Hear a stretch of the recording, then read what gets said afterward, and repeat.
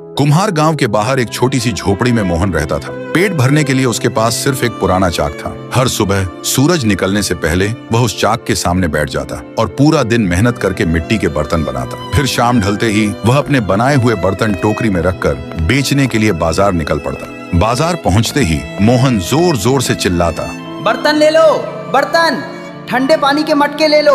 उसकी आवाज सुनते ही आसपास के लोग इकट्ठा हो जाते और धीरे धीरे उसके सारे बर्तन बिकने लगते और उन्हीं पैसों से उसका गुजारा चलता।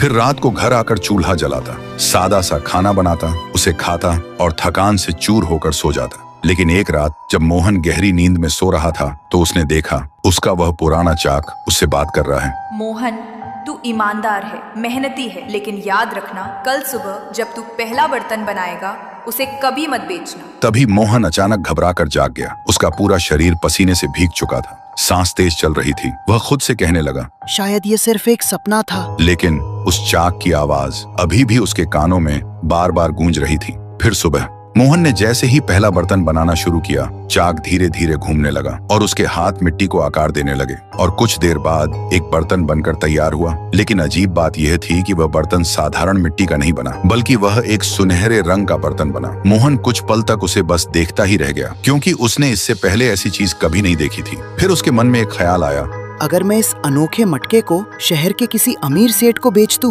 तो शायद मुझे बहुत सारे सोने के सिक्के मिलेंगे। लेकिन अगले ही पल उसे रात का वह सपना याद आ गया।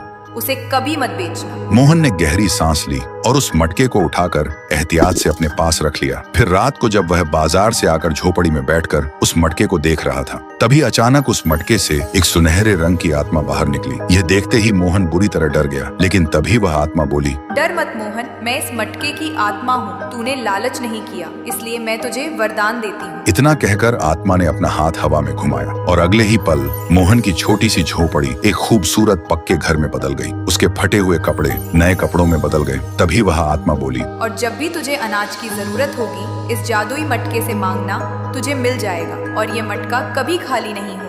लेकिन याद रखना, इस वरदान का उपयोग सिर्फ भलाई के लिए करना। इतना कहकर वह आत्मा गायब हो गई। फिर देखते ही देखते मोहन अमीर बन गया। लेकिन उसने अपना कर्म नहीं छोड़ा। वह अब भी बर्तन बनाता था। वह अब जरूरतमंद लोगों को मुफ्त में अनाज देता, भूखों को खाना खिलाता और सबकी मदद करता। धीरे धीरे लोग मोहन की इज्जत करने लगे, उसकी ईमानदारी की मिसाल देने लगे। और तब मोहन को समझ आया कि अगर इंसान लालच छोड़कर सच्चे मन से मेहनत करे तो किस्मत खुद उसका साथ देती है।